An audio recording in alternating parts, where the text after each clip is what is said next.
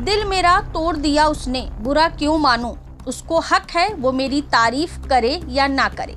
ये लाइन राजस्थान के मुख्यमंत्री गहलोत के लिए है। भैया पूछोगे नहीं कि काहे कि राजस्थान के मुख्यमंत्री अशोक गहलोत कई बार कुछ ऐसा कह जाते हैं जो दूसरे बड़े नेता हिम्मत जुटाकर भी नहीं कह पाते। दरअसल पीएम मोदी दिल्ली मुंबई एक्सप्रेसवे के एक हिस्से का उद्घाटन करने राजस्थान के दौसा पहुंचे थे। देखो भैया, अब ये मत पूछना कि किसी सड़क का एक हिस्से का उद्घाटन क्या होता है। पीएम मोदी ने ही इस उद्घाटन में इस नए संस्करण का आविष्कार किया है। मतलब कि सड़क तो एक ही रहेगी, लेकिन पीएम चुनावी माहौल के मौसम को देखते हुए समय समय पर उसका उद्घाटन करते रहेंगे। चलिए मुद्दे पर वापस आते हैं। तो मैं कहाँ थी? दिल्ली मुंबई एक्सप्रेसवे में एक हिस्से के उद्घाटन के मौके पर जब मोदी जी ने कांग्रेस सरकार के भय का उजागर करते हुए कहा कि ये लोग भारत के सीमावर्ती इलाकों में सड़क बनाने से हमेशा डरते रहे, काहे कि उन्हें लगता था कि कहीं हमारी बनाई हुई सड़कों से दुश्मन चलकर देश के भीतर ना आ जाए। मुझे ये नहीं समझ में आता कि कांग्रेस क्यों हमारे देश के सीमा पर तैनात सैनिकों के शौर्य और बहादुरी को कमतर आंकती थी। मोदी जी का ये भाषण अशोक गहलोत पूरा ध्यान लगाकर सुन रहे थे, क्योंकि अशोक गहलोत ने मोदी जी के भाषण के पहले ही एक्सप्रेसवे के उद्घाटन पर पीएम को बधाई देते हुए अपनी सरकार के द्वारा पूर्व में की गई उपलब्धियां गिनवाने लगे। और तो और फिर सीएम गहलोत ने पूर्व प्रधानमंत्री स्वर्गीय श्री अटल बिहारी वाजपेयी जी के तारीफों के पुल बांधने लगे।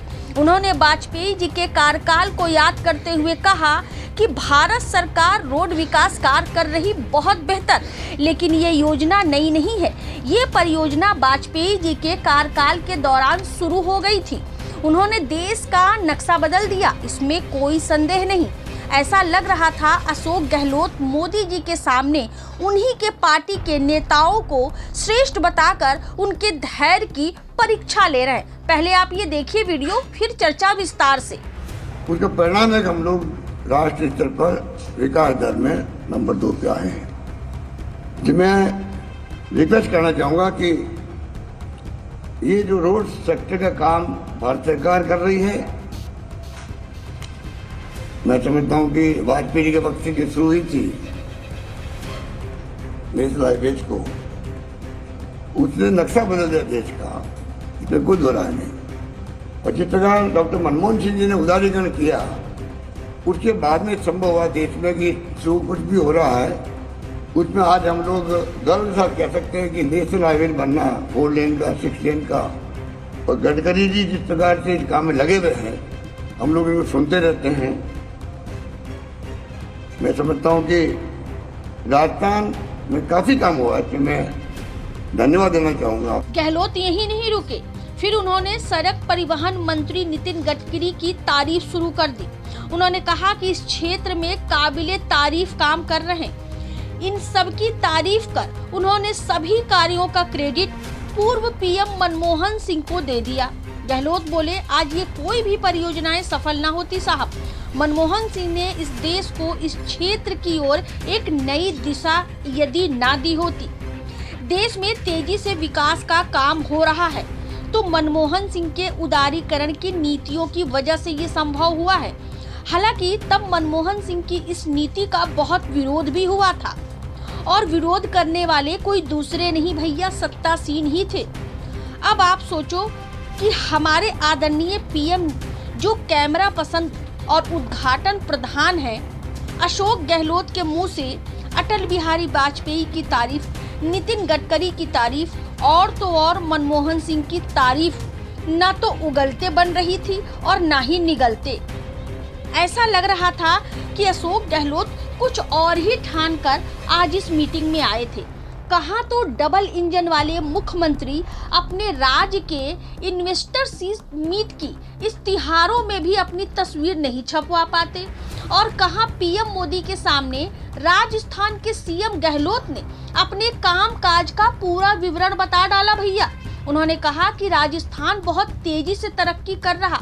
उन्होंने ये भी कहा कि पिछले 4 साल में हमारी सरकार राजस्थान में करीब 1 लाख किलोमीटर सड़क बनाने की दिशा में काम कर रही है और अभी करीब 54,000 किलोमीटर सड़क बनाने का काम चल भी रहा है। गहलोत ने बताया कि हमारी सरकार ने 30,000 करोड़ रुपए का बजट सड़क और आधारभूत ढांचे के लिए रखा है।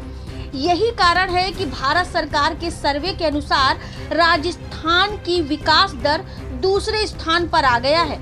मतलब अशोक गहलोत मोदी जी को बता रहे थे कि हम आपके ही पैमाने के मुताबिक टॉप पर हैं भैया।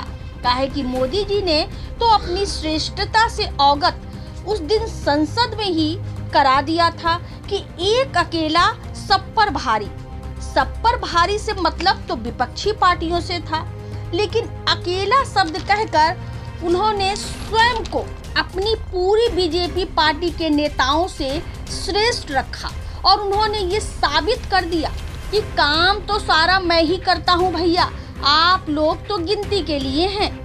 मेरे 18 घंटे के काम करने का सबूत अक्सर कैमरे में कैद रहता है।